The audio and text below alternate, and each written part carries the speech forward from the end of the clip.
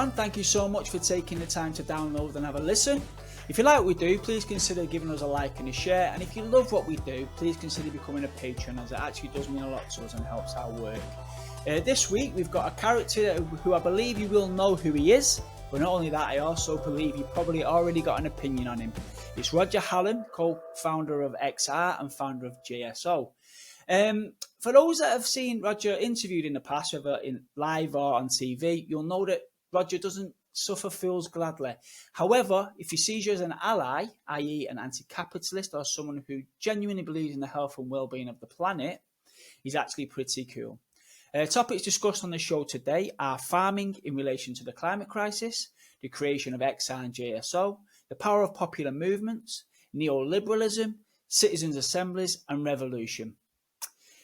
Any feedback you will give to the show, we'd really appreciate hearing about it. Any comments, please give it. And yeah, on with the show. Welcome everyone to the Green New Deal podcast, part of your favourite environmental platform, GND Media. I'm Adam Williams, and today I'm joined by half man, half mixing deck, Andrew Glassford. How are you, mate? I'm very well, man. And our guest today, mate, is one of the founders of both Extinction Rebellion and Just Stop Oil. It's Roger Hallam. Thank you so much, Roger, for coming on the show. Yeah, thanks very much. Really appreciate your time. So first question is one that I usually always ask new guests, Roger. And what I'm asking is, when was the first time that climate change was such a big deal for yourself that you decided that actually I'm going to pretty much dedicate my whole life to it? Well, it was a bit of a progression, like it is for most of us. Yeah. I can't actually remember when I first heard about it. I'm sure lots of people don't, but I wasn't a farmer for 20 years. So I had a bunch of extreme weather events that made me focus on the visceral aspects of what's coming down the road. And then I decided I'd move back into academia like I had done in my 20s. And yeah, I didn't have a particular point, but when we set up Extinction Rebellion, it was a lot of a grind for a while. And then I think George Monbiot did an article in The Guardian, and then Bernie Sanders put it on his Facebook page. And I was weeding the spinach at the time, and my partner came in and said, "Oh, Bernie Sanders just sent it out to 7.5 million people." And I was thinking, wow, oh, okay, maybe my days of weeding spinach are over. So that's when I went into 70-hour-a-week mode for the next 7 years. Yeah. Yeah. So people may not know that you was a farmer, Roger. So I'm assuming that there was, some sort of yield or maybe a series of yields where you thought, actually, there's something not quite right here. And you looked into it a little deeper perhaps and started to see the connections maybe. Yeah, I mean, I've always been involved in the green movement type stuff, since I was a teenager. So it's not like I didn't know what was going on. Yeah. But there's a big difference, as I'm sure many people know, between, knowing something intellectually and having, standing in a field with 30,000 leeks that have gone to sludge. It sort of brings home to you that, we're heading towards mass starvation. And of course, most people just don't really get that because they don't really know where their food comes from. But as someone that's done 30 seasons of growing vegetables, dare I say it, I can tell your audience, we are heading towards mass starvation because you can't grow food, when it doesn't rain for 12 weeks or when it does rain for 7 weeks or when it's minus 15 in the winter. And those sort of events are coming along, every 2 or 3 years now. When they start coming along every year, then you're going to have massive food shortages and all the stuff that comes with that. So for me, it's always been a matter of life and death. Because if you're a farmer, you deal with life and death. You create life, you deal with death. Sorry to get really heavy early on. No, let's do it. Let's do it. It is. That's what we're talking about here. To call spade a spade. And so spent the last 10 years trying to communicate that to people and say, you've got to go out and do civil resistance, otherwise we're going to be dead. And it's not for the first time in human history people have had to come up against that decision. Yeah. To just sit around waiting to die or to get out and fight for what they believe in. So that's where we're at again, unfortunately. Yeah. Now, there's obviously a number of issues in regards to the environment, and climate change is one of them, but there's also a depletion in our biodiversity. Now, I read a book a couple of years ago by James Rebanks about how he was from a generation, like a new generation of farmers, and he sort of spoke about his father's generation and his grandfather's generation. Just in that short space of time, just how different those farming techniques were and how more destructive they became, because it became such a almost like chasing the profit. Did you notice that in your experience as a farmer in regards to farming techniques, either on farms close to yours or what was being promoted around the time you were a full-on farmer? Well, I'm not a proper farmer in the sense that it's not like my dad was and my granddad, going back 12 generations on the family farm, all that sort of thing. I got into it because basically I like growing food, it is what it is, I like it. And for me, because I was an organic vegetable grower, the technology side of it were pretty basic. It was, was going against the grain like a lot of organic farming is. But obviously, I'm quite familiar with the way in which farming has become more and more specialized and reliant on inputs which are part of a global economy, and farmers feeling more and more out of control of their livelihoods and their future. Not, from two sides really, obviously from the climate crisis side with what's happening with the weather, but also being locked into this global economy and the massive corporatization of farming. Yeah. You get your grains from the Amazon, you get tractors from China. It's not really what they wanted to do, but that's where, it is. We're all locked into this deaf system, aren't we? Yeah. And we bought the farm off, it was bought as a cooperative. We bought the farm off this guy who had been in a farming family, and he was saying, before the war, it was all mixed farming in Carmarthenshire in Wales. It all went over to cows and one man with a load of nitrogen sort of farming. But before the war, there was mixed farming, corn and orchards. And obviously it was a lot more communal then. It was more of a community basis. I'm not glamorizing because it's a hard life, right? Oh, yeah, of course. Yeah.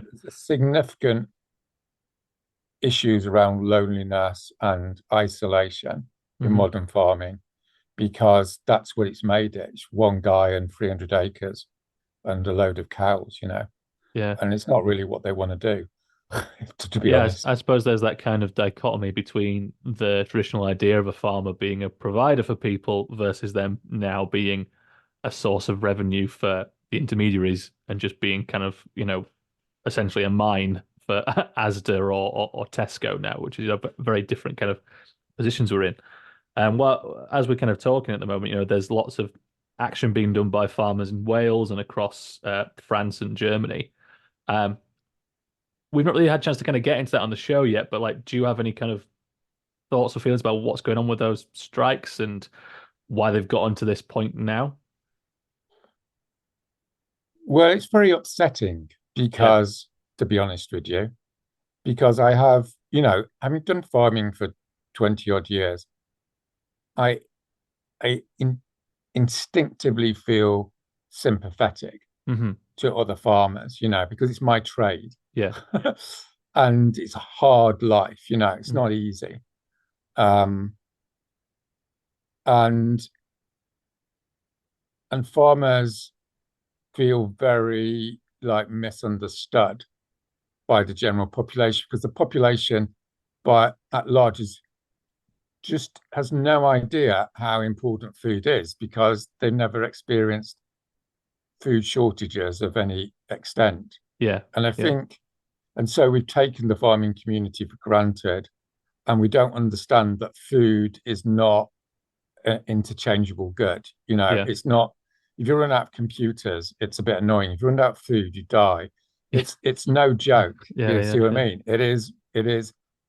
And at the same time, they're drawn into this massive corporate sort of complex. Yeah. and then it's like they're addicted to it because that's the only way they can survive is by getting all these inputs.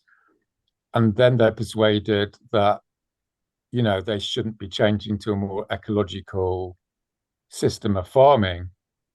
And it's not surprising because they're not given the support, and they're not given the support because of the main theme of what's going on in the 2020s, which, we can talk more about this, and I'm sure you know this story, right? Which is the neoliberal regime is pushing the cost of the transition onto the poor, onto the marginalized, onto people that do the essential work of society, the working class jobs, the farming jobs, and letting off the rich and the corporate class who have profited and created this existential crisis in the first place. And they try and construct it as, oh, we're the green guys and the farmers are being obstructive, which is total bullshit, right?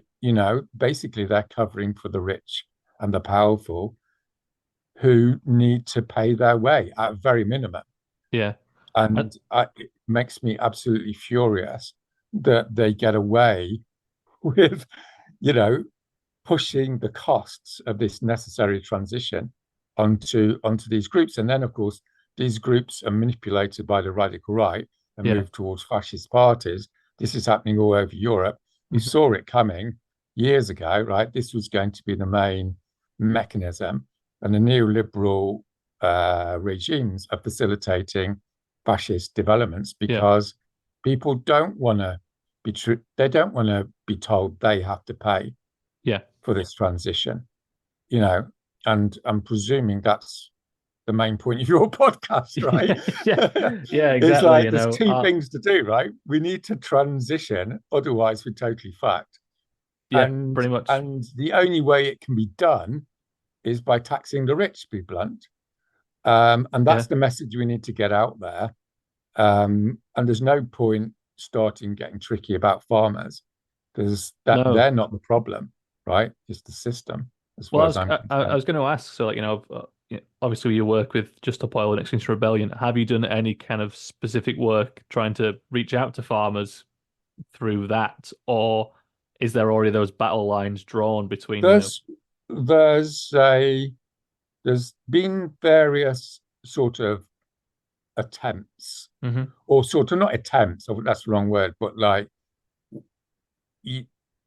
sort of experiments, if you might say, in how we can bring together the coalition to say, we want this green transition, but we're not paying for it, or we're not paying for it unless the rich pay for it. And, that's difficult to do because all the money is with the guys who are saying, ordinary people need to pay. So, but we're in the process, I think, in GSO and in the radical climate movement more generally, of creating a longer term strategy, a 5 to 10 year strategy, which puts stopping fascism at the heart of what we're trying to do.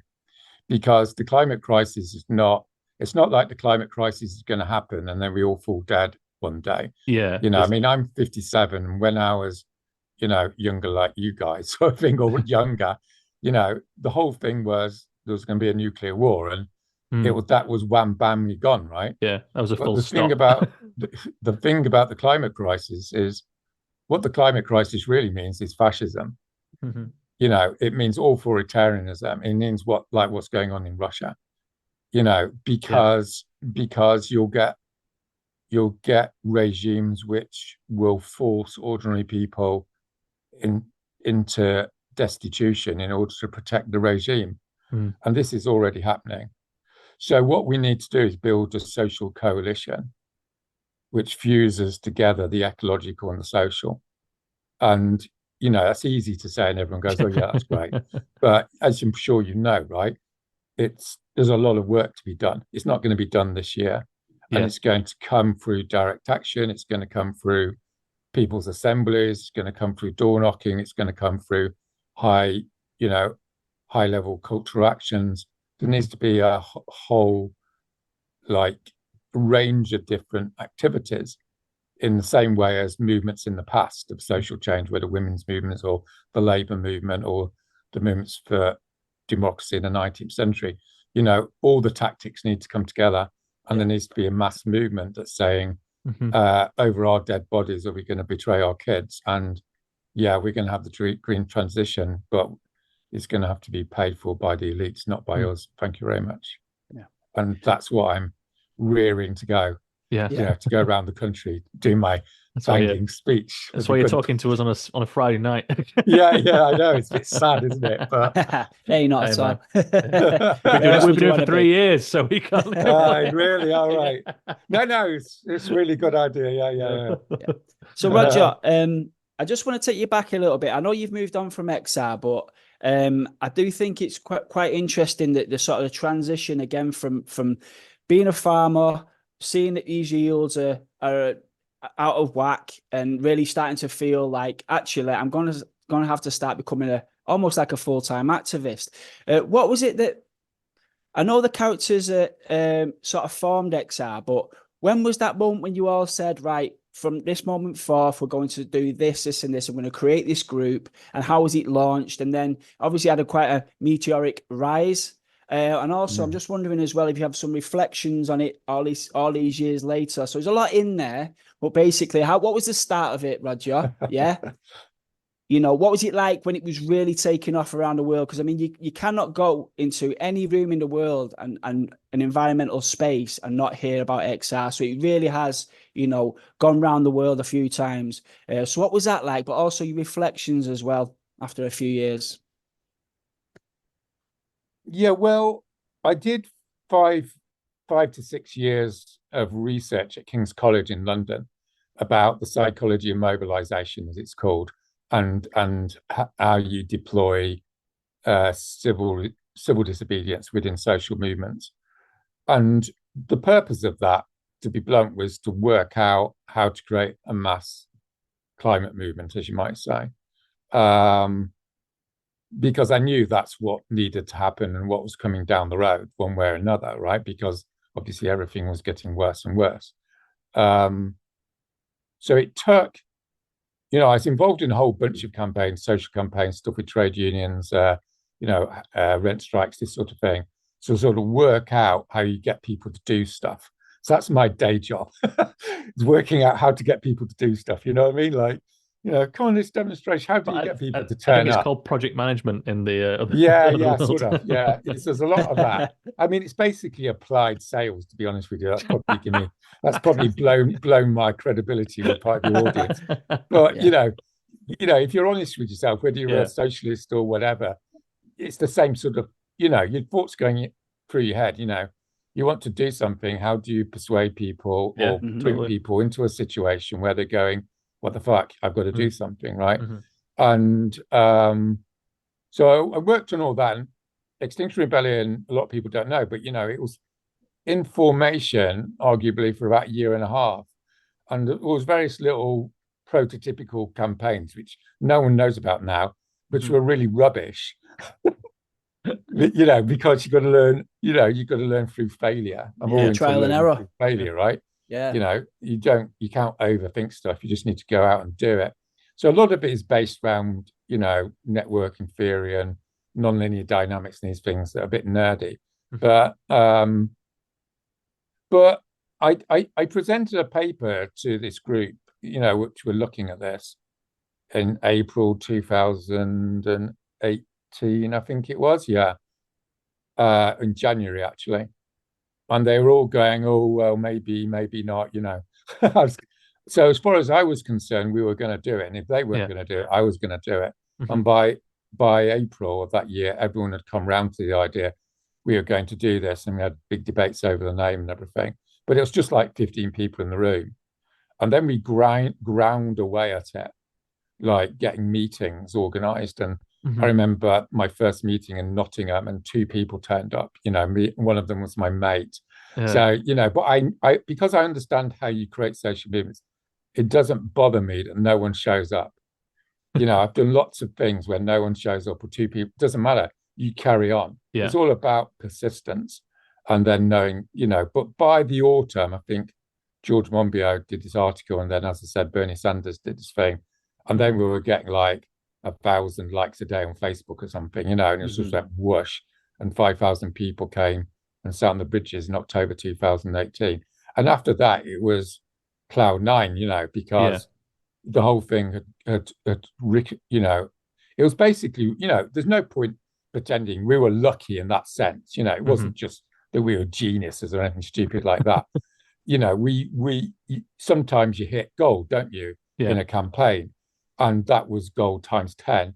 And at the same time, we knew what we were doing, which is why it didn't disappear in 3 months, right? A lot of social movements, particularly over the last 20 years, they don't have a structure, they don't have a culture, they don't have a decision-making creation. And we worked all that out because we were studying social movements.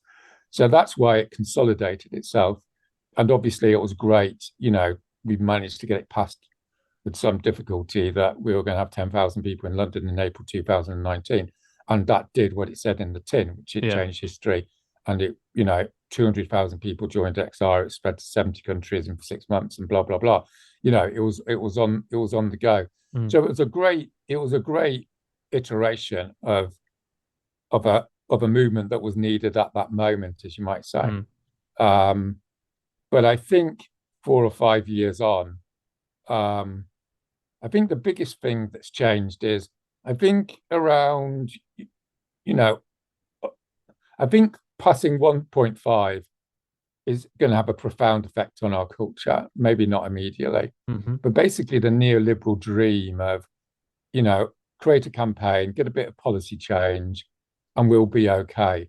That's dead with 1.5. What we're looking at now is a totally different political landscape, where we're going to have massive social conflicts around who pays to have this green transition. We're going to have massive pushback, like we're seeing at the moment, which means we're going to have even more climate change, and we're in danger of going into this death spiral, and that's probably the main scenario. But what I keep saying to people is that history is not a deterministic process. It is possible, and it has been possible, for people to come together and decide they don't want to die, to be blunt. And that's what I'm saying to people, is we need to create a movement which has nothing really to do with climate change. Because as I've been saying a while, like, climate change was a phrase made up by corporate PR people to distract people from the criminals to the tool, right? Climate change isn't the issue. The problem is the global elites and capitalism. And, it obviously goes deeper than that as well. But in terms of practicality, it's about creating a movement that's primarily social, because all the ecological stress now manifests itself through the social. Like, I do quite a lot of work with guys in Italy, and there was 5 massive climate disasters in Italy last year. All within 3 months, 3 or 4 months. I remember, seeing it. People weren't thinking about climate change. People were thinking, my house is flooded. And corrupt politicians have run off with the money I'm supposed to get as compensation. In other words, the climate manifests itself through the corruption of elite power. And that's got to be the theme moving forward, is we're making a coalition to confront elite power, which is bad in and of itself, but at this moment of time, it's totally fucking suicidal, right? Yeah, it's fucking nuts. It's like these guys are, they're death addicts. That's what they are. Do you know what, Roger? I want to echo a lot of what you said there, because I was actually part of the first class of XR in Manchester, and I remember the first meeting. There was literally 8 people there. Right. In a cold, literally, in like the coldest. God, that's a bit rubbish. But I remember right, because I kind of became climate conscious, and I was kind of looking for something. I remember my friend phoning me and saying, "Ads, there's this new group, right? You're not gonna believe it, right? They're purposely getting arrested for climate change." And straight away I was going, "What?" It was like so sort of new and so sort of like exciting to me. I was like, I have to know more about it. So I got involved. And like I said, it was 8 people in that first classroom in one of the universities, and And literally 8 months later, there was about 100 people. You know, it just skyrocketed. It was unbelievable. Now, I also went to the very first 4 actions in London. The first one was when we sat outside Parliament for the first time, and Greta came along, and she was tiny and stood behind her mum and all that, and dead shy. And then obviously the bridge one was the next one, and there was a couple more there. I actually forget which in what order, but so I kind of did my time in XR. And one thing when I look back, one thing that I didn't realize at the time, but I find quite fascinating now. I didn't know who the leaders of XR were until I went to London, and somebody said, "Oh, that's Gail, you know, that's Roger, you know." They started XR, and it never really occurred to me that I didn't know who the leaders were, and that's almost unheard of. I'm guessing in movements that people don't know who the figureheads are, or don't for a long time. And when I reflect, I was wondering if it was because at the time the ethos was that sort of Manchester XR is an autonomous group. Yeah, we come up with our own ways of doing things. Yeah, we have a vote, we decide what we're going to do, and then we go and do it. And even though we know these other groups around the country that are also XR, and it's kind of like, yeah, you know, great, we're just like them. We were very, very much autonomous. And even though I'm not active in XR now, I really appreciated that ethos of people just coming together, not really worrying about figureheads, not really worrying about whether other people are going to like what we do or not going to do. If we like what we're going, if we think about it and talk about it, debate about it, and come up with a plan and decide to do that plan, we're just going to fucking do it. And I really liked that. I thought it was a brilliant way of doing things. And I'm just wondering, was that part of the initial structure when you were setting up XR? Or is it just a pure coincidence that these things happened? The thing you need to understand is there's a lot of thinking went into it, right? Yeah. It wasn't like, you know, and one of the biggest debates, as you may know, right, in social movements is the nature of leadership and the degree to which you need leadership. And it's complicated, right? You know, I could talk an hour about it if you want, but I think one of the fundamentals was this XR was not about leadership egos, right? From the beginning, we had this ethos of what we call service, which is being in service to the movement, right? I don't give a shit about being famous. You know, I was an organic farmer for 20 years. You know, I never met anyone. I'm not in this so someone can run around trying to get my autograph. It's all embarrassing, basically. But that said, you need structure and you need organization and you need rules. And that's what creates sustainability, right? And those structures and rules have to enable people to feel like they've got autonomy, that they can create their own activism, as you might say. And that's tricky. And it always will be tricky because you've got these two different logics, right? You need to be organized and people need to co-create things to feel like they want to participate. So you're constantly messing around with that tension. But broadly speaking, it means you have some, you know, the smart design is to have some fundamental rules, like we're non-violent, we treat each other decently. You know, we have a central coordinating groups that coordinate stuff. You don't just turn up, You know, you have trainees. You know, there was a bunch of principles that we sort of made up on the back of an envelope. You know, but and at the same time, once you follow those rules, then you can initiate things. Okay. And at the same time, you need to coordinate nationally as well. So you need to have these big events because that's how Mrs. Jones in Bedford comes to hear about you. You know, she sees you on the telly and she goes, "Oh my God, that's what I want to do." And she goes on the website. So you can't just have, you know, lots of little campaigns. Those days have gone. What we need now is what we had before 1989, which is mass movements of ordinary people. And the reason why they had mass movements, you know, in the 20th century is because if they didn't, they were going to get done in a serious way. And I think that's the future, is to reinvent like a smart participatory form of 20th century mass left movements. And there's a big opening now. So I'm coming on to something else, but I'll say it. Nice. I think there's a big opening now, given that Starmer and Labour have disappeared, into the neoliberal, bollocks that we're all pulling our hair out about. There's a massive opening for something that's post-Corbyn in this country, which makes a real break from the old top-down, hard left political party. This is our candidate. This is our program. We've got the truth. All that sort of old left stuff. Yeah. Bent a 21st century left, which is genuinely participatory, but is a mass movement at the same time. And that's my day job, is trying to design that and to bring it to scale. Yeah. Because as I'm sure no one needs to be told listening to this, right? People are really pissed off. Yeah. Yeah. I mean, as I say, I'm 57 and I've never known the country so pissed off. And at the moment, all that energy is going nowhere. If it's going anywhere, it's going into the Reform Party, Yeah. because the left isn't organised, and people are still getting guilt tripped into the idea you've got to vote for Starmer. Well, I gave up on that guilt trip 40 years ago. It's like the Labour Party never going to do anything for the ordinary working people of this country, and never did. Maybe it did in 1945, but it certainly hasn't done it since Blair.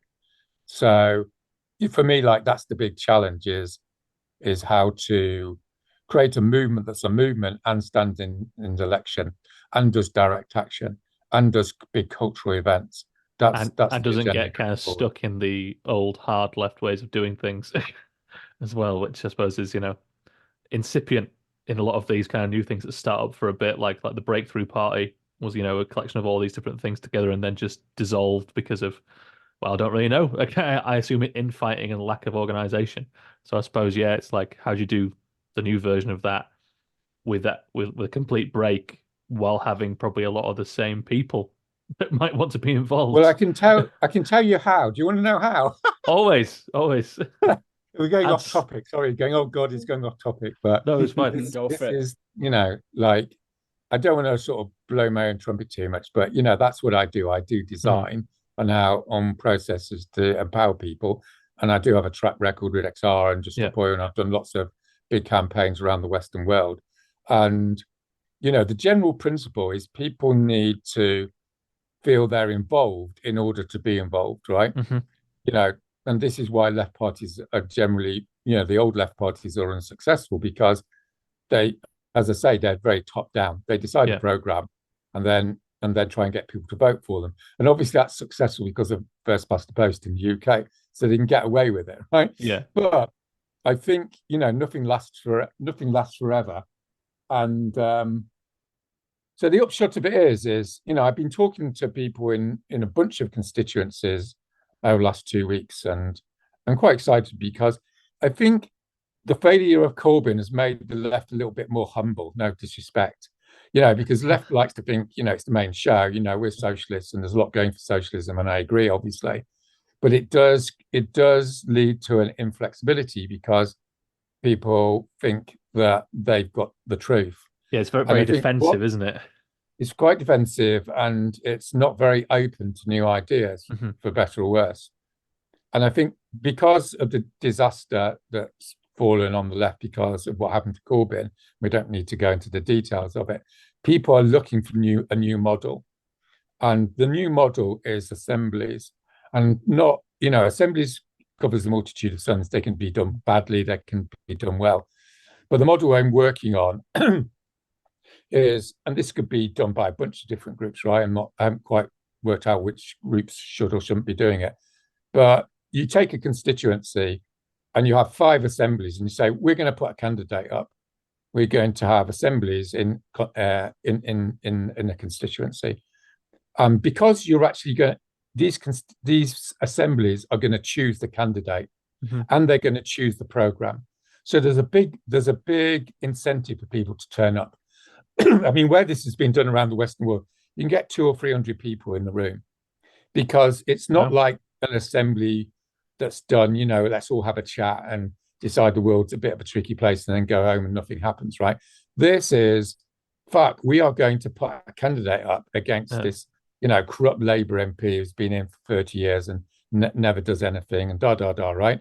And so you have the assembly, everyone, splits into small groups, they decide what's wrong, They decide what policies they want to see happen, free public transport, tax the rich, whatever it is. And then they put that together and you aggregate it. It needs a bit of facilitation. You aggregate it, and that's the program for that constituency. So it might be local issues, obviously. Yeah. And then they choose a candidate in the same way. So instead of, some Oxbridge guy swanning in and going, hey, vote for me, it's like, we should put up Mrs. Jones down the road because she's such a cool person. And she spent 40 years helping people in the local community. And she's got a bit of charisma, you see. So then you end up putting a normal person up. And of course, because you've owned that process, then you get hundreds of people doing the door knocking and leafleting and the stalls, which everyone knows is what actually enables you to win a constituency. So there's variations on the theme, and you might think, yeah, but I'm telling you, it could be dynamite, right? Yeah. Well, and it kind of sounds to me like a kind of variation of what they do in Cuba, with their kind of I'm probably talking out my arse here, but when they kind of have local candidates in very small areas and everyone's got to put up why they want to do stuff in like the central part of the neighborhood, and they all talk about it and then choose that one person. Am I kind of talking out of place with that, or is there? Well, I couldn't comment on Cuba because I'm not but that's the principle, right? And sort of what you might call intelligent left thinking around the world has moved towards an assembly model, particularly in South America, and that's why the left has been successful in South America, because it's left that old Marxist model of we've got the truth, follow us, otherwise we're going to break your legs, sort of thing. That just doesn't really turn people on. Not very enticing. But it's like, let's all get together, decide what's the problem, put someone up. They're our person, you see what I mean? And this can get institutionalized, right? So you can have assembly like movements. And there's loads of pitfalls and blah, blah, blah. I'm sure there's lots of people listening to it going, oh, well, that there's a problem with this, problem with that. But what I always say to people is, well, if you've got a better plan, then great. But if your plan is sit around fucking do it, podcast waiting to die, maybe that's not that cool. You see what I mean?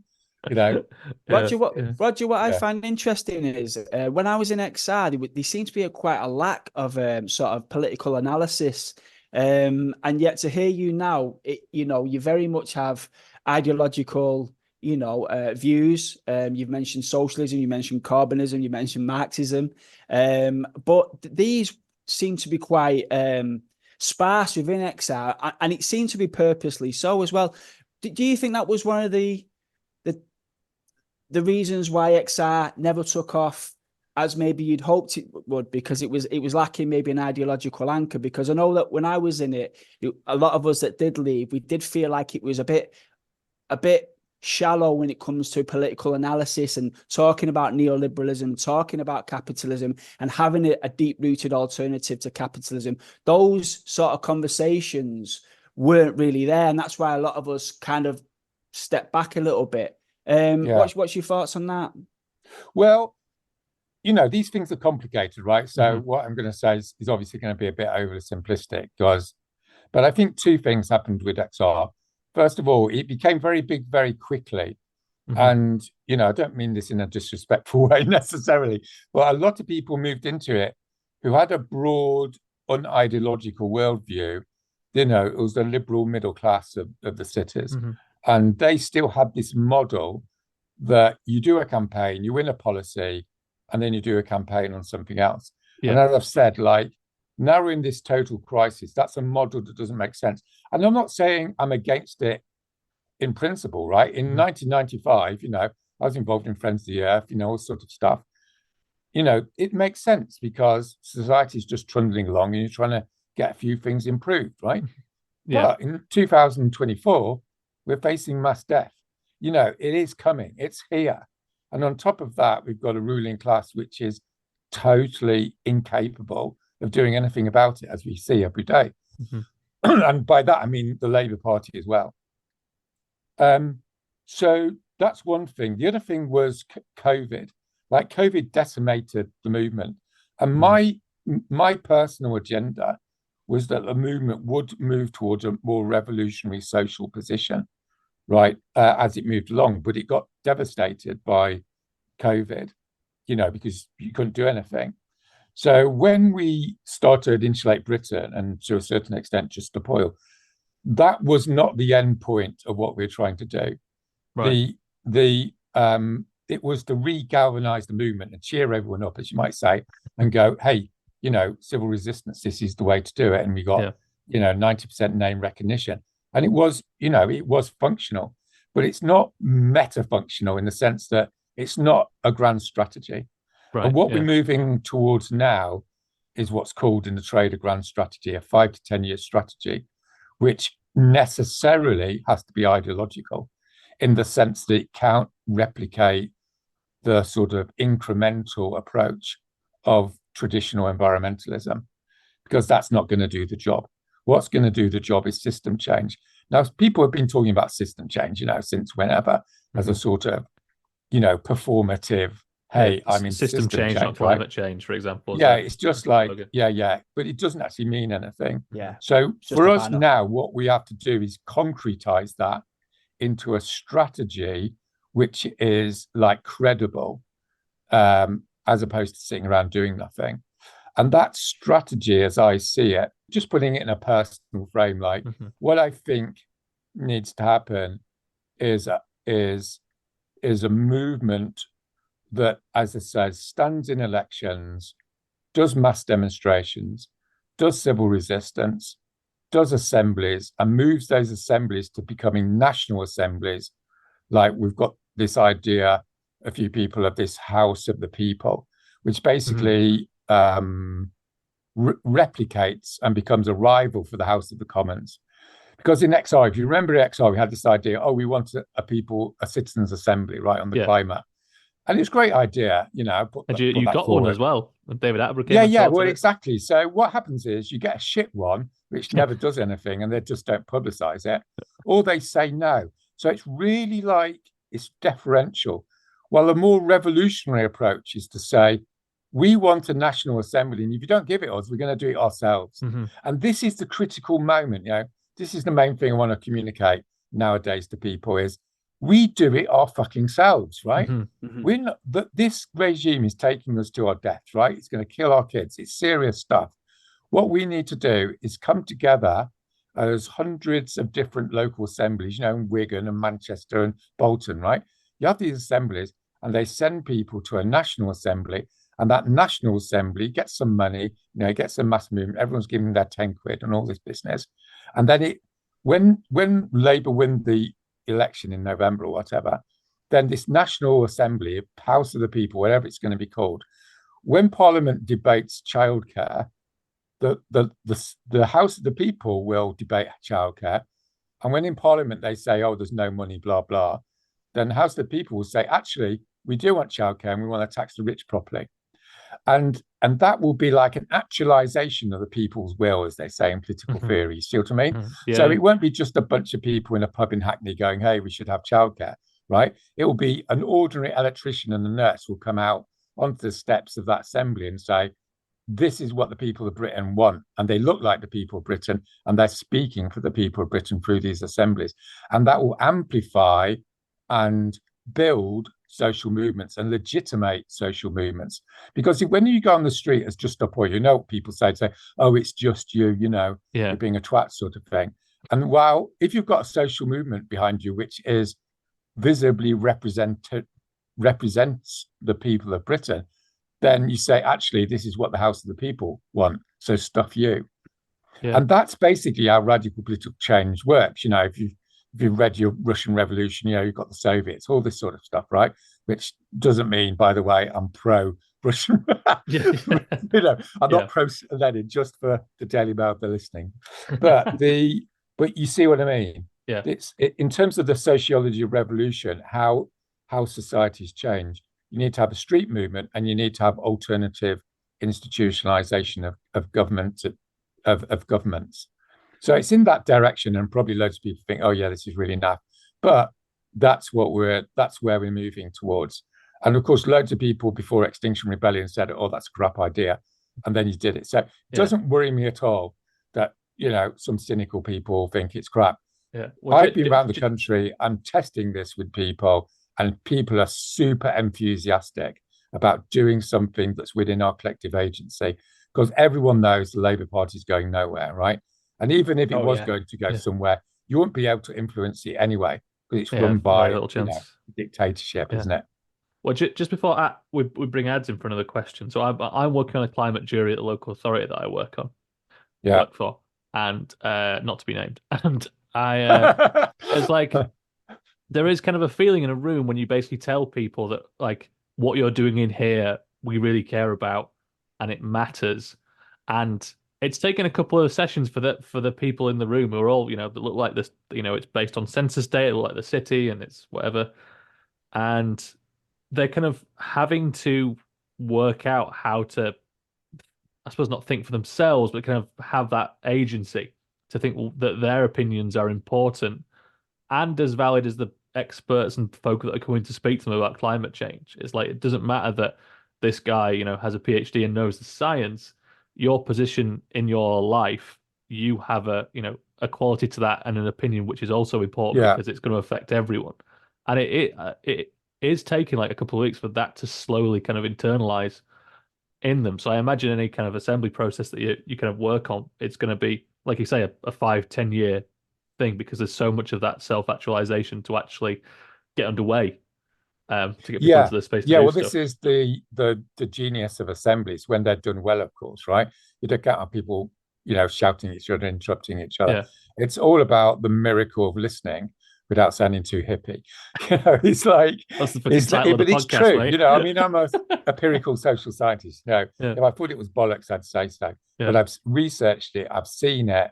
When people sit down and they listen to each other, and people who are never heard, never listened to, are heard for the first time, Mhm. it's actually very emotional.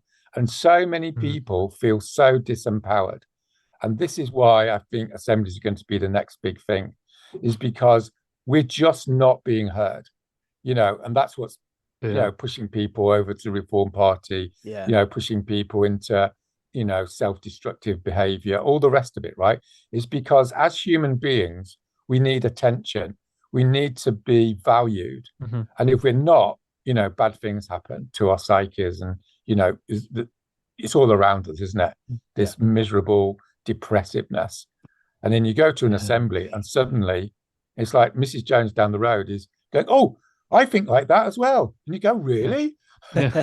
Oh, I'm not alone. You've mentioned Mrs. Jones a few times. I've got to meet this woman. She sounds Mrs. great.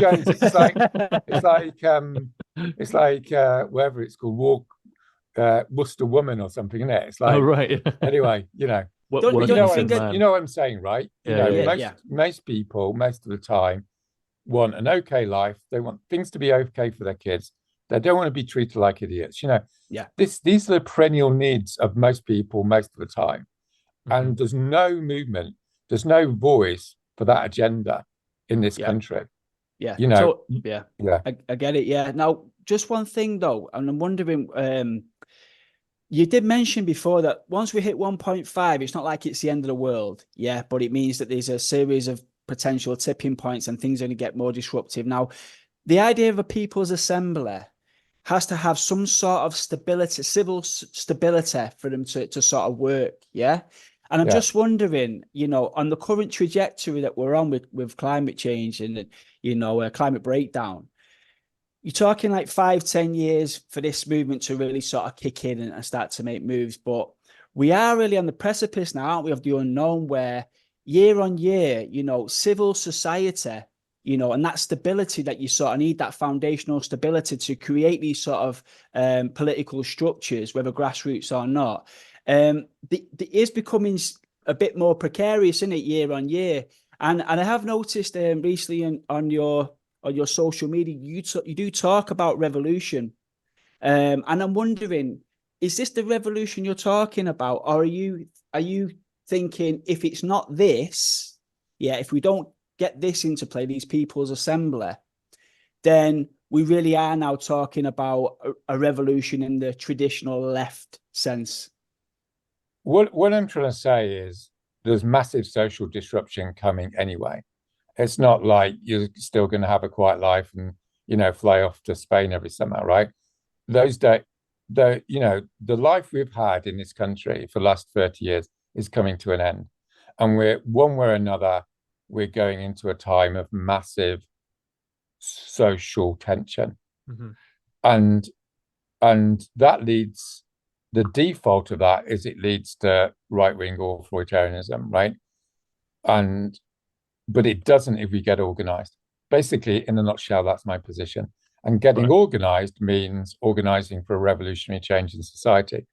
And when I say, I'm using this word revolution a lot, and I will be in the future, but I don't mean it in a rhetorical sense. I don't mean it in a romantic sense. I mean it in a sociological sense, in the sense that a revolution is a frequent event in history. There's nothing unusual about revolutions, right? They happen every 70, 100 years when elites basically destroy themselves. And they can be good, and they can be bad, and they can be violent, and they can be non-violent, and all the rest of it. But what it means is there's a change in the regime. And the change in the regime, i.e. the system of government, it goes from autocracy to democracy. That's a revolution. So I'm not messing around here with some, I'm going to entertain all these people on this podcast by talking about revolution. I'm serious, right? I want to make revolution boring. Do you see what I mean? We're revolutionaries. That's what we are. We're not campaigners. We're not protesters. We're revolutionaries. And we're serious. This is not a little thing you do when you're a student for a year before you're going off, and get your banking job. It is a lifetime commitment, like it was in the early 20th century, right? And what revolution in the 21st century means, if it's going to be pro-social and if it's going to be non-violent, is assemblies leading to mass civil resistance, which leads to assembly-based governments. In other words, governments which are run by citizens selected by sortition, selected randomly. And no one's pretending, it's going to be utopia, but it's going to be so much better than having the neoliberal situation or, some popular right bollocks, right? That's turning everyone against each other. We know where that leads, right?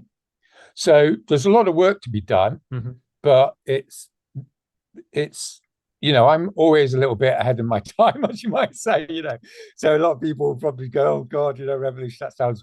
But you talk to people in the street, 50% of this country, if you have a 2-minute conversation with people go, yeah, let's have a revolution.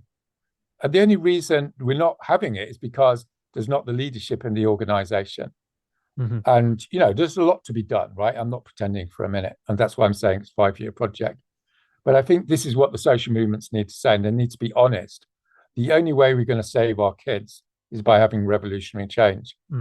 And I'm not even that keen on revolution, right? I think it's pretty messy. I'd love to just have a nice campaign job. But those days have gone. That's what I'm saying, right? And we're going to have this big, massive period of social, disruption. And dare I say it, it is going to be exciting. And people will cheer up, because people will grasp their collective power. And that's an essential requirement for mental health.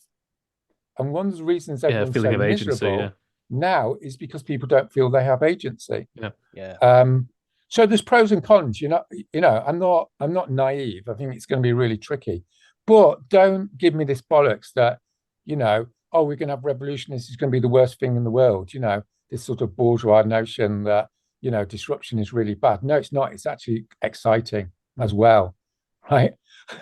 Speaking of speaking of the bourgeois, I apologize if you think this question's a bit trite, but I'm kind of really interested. So we've kind of preparing for this interview, I've watched a lot of you talking to other people in the media, and the interview with Nick Robinson for example, and I find that they don't seem to, lots of mainstream journalists don't seem to understand at all where you're coming from, or even try to really entertain the position so much. So do you think in regards to this wider project that the media is still some kind of target we should be looking at as leftist, socialists or revolutionaries to be in and disrupting, or should we abandon that as well? And would the assembly kind of take over that role to some extent, if you see what I'm saying?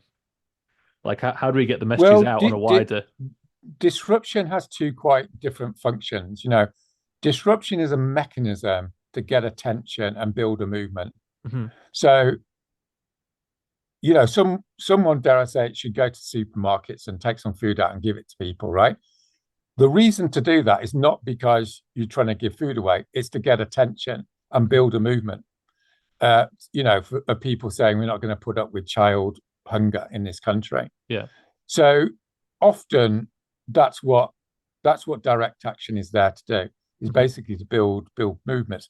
But obviously, direct action or mass civil resistance is actually in the end game of a revolution as well. If you look at the Philippines or, East Germany, Czechoslovakia, whenever there's revolutions, Tahrir Square, it's all about people getting together. They go to the center of the city and they stay there. And that's what the end game looks like. So there's two quite different logics to using direct action, as you might say, depending upon the context. But let me be totally clear, because there's an article in the Times today about me or something, and it's going, Roger Hallam's decided, we should all do door knocking. It's like, no. What I'm trying to say is we need to fuse together all the different elements. And that's really difficult for people that have juxtaposed it for the last 30 years. You do politics. Oh, you do campaigning. Oh, you sit in the road. It's like, no, we need to do all of these. And all the people involved in the different areas need to know that they need people in the other areas. Right, yeah. You see what I'm saying? Yeah. And that's what you might call a mature political project, radical political project, where it's not either or, it's both and, if you see what I mean. Yeah. So that's all positions at all times to see what works, I guess. Yeah, within this non-violent framework, right? There's no point people going off and becoming terrorists, right? Just for the record.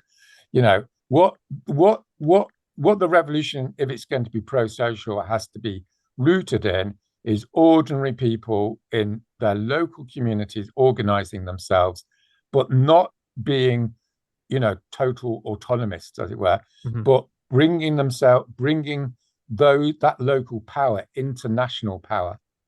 So it's a sophisticated strategy, right? It's not like, hey, we're going to have this national party and everyone else just has to go and do door knocking.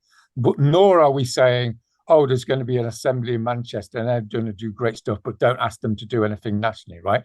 Both of those are really dumb strategies. Yeah. The strategy has to be, you're doing your assembly in Manchester, and then some of those people are going to go to the National Assembly. It's not necessarily in London, because you need to have a national consciousness. And this is what effective social power is all about. You look at South America, you look at the traditional revolutions, they have a national leadership, they have a national structure, they have a national program. And that's what galvanizes people at a local level. So it's synergistic. It's not like, national versus local. The national creates the local, right? So like when we set up XR, when it became nationally well known, we went from 50,000 to 200,000 in 4 months. All those 150,000 people didn't find out about it because some local person knocked on the door. They saw it on the telly. Yeah. And they thought, fuck, that's good. You see what I mean? Yeah. So when when you see 50 groups around the country taking foods out of supermarkets and giving it to poor families, it'll go on the national telly, and then you'll have 1,000 groups doing it, right? So it's that's what I sort of like try and organize, is this sort of takeoff scenario, as you might say. Yeah. Interesting. Well, Roger, seeing as though you've been talking about revolution, I'd like to end on something that you shared on social media a couple of weeks ago. You put, what's that? It's only a revolution can bring us together. It's all going really well, and then you weren't going to give me some embarrassingly tabloid question or something. Or No, I'm going to end on a positive. Something you shared a couple of weeks ago, I think it was on X. It says, only a revolution can bring us together. Only when we remember that we are all connected can we come together on the basis of the one human value on which we can all unite. That life is good, that we must preserve it at all costs, whatever it takes. Roger, thank you so much for your time this evening. Really appreciate that, and hope we can speak again in the future. Yeah, thanks so much, and good luck to all your listeners. Yeah, keep going. Okay, everyone, this is a part of this show where we ask our guests if there's anybody you'd like to give a bit of shine to, or thank you for any actions in the past. Roger, who have you got for us this week? Well, what I'd like people to do is to contact the Humanity Project that I'm connected with, and they are doing national Zoom calls every week or two to give people information about how they can hold local assemblies that will feed into a national assembly and then this House of the People I've been speaking to. There's lots of enthusiasm about it. We want to hold hundreds of assemblies. There's about 70 to 100 being organized at the moment. It's a big thing. It's going to be the next big thing in my view. And if you want to hear about it, then go onto this link or look at the Humanity Project and go on the Zoom call and find out what to do. Yeah, we'll definitely add all the links to that, Roger. So thank you for that. And a big thank you to everyone that is listening. And remember, if you're helping the planet in any way at all, no matter how big or small, we love you, we appreciate you, and we hope you join us again next time. Take care, everyone.